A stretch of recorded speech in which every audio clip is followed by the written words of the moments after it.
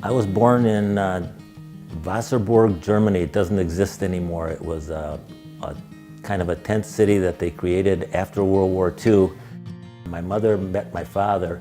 Each one of them had lost a wife and a husband, and they got married. And then, because we had no sponsors, we had no relatives in America, we waited in a displaced persons camp, living in one room with 3 different families for 4 years.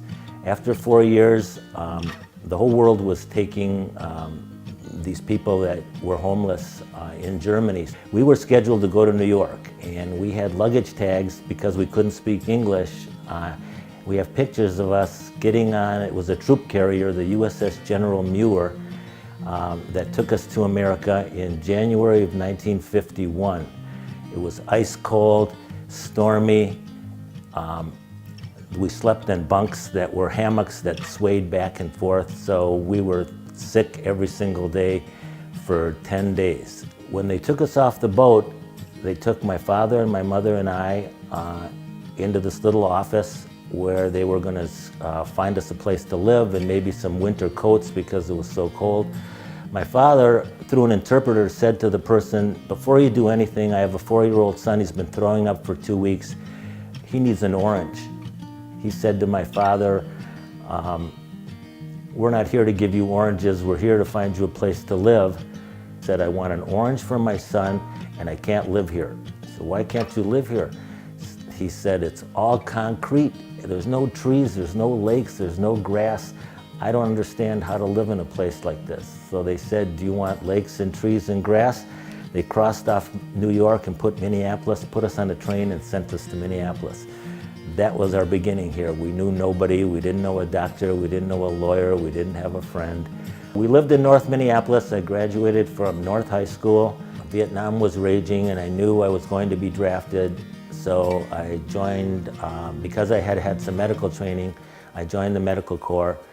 And when I'd finished my medical service in the Army, I came back and it was time to go to work. I had gotten married and we had no money at all. I knew that I couldn't burden my parents with any more help at that time. So I went to work at a credit and collection company that was floundering. One day I was told they were broke and my tenure would be done, and the state of Minnesota came in because agencies at that time were governed by the Banking Commission, and they said this company is going to be closed. I pitched the state of Minnesota if I could pay back the money that was missing from the consumers in the state of Minnesota, that the company would then revert to me. As far as I was concerned, it was the American dream. We had no money to start businesses.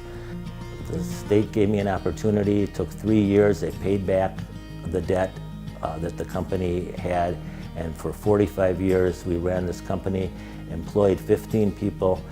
When I had the opportunity to manage my own business, I made sure that we gave people who needed jobs an opportunity.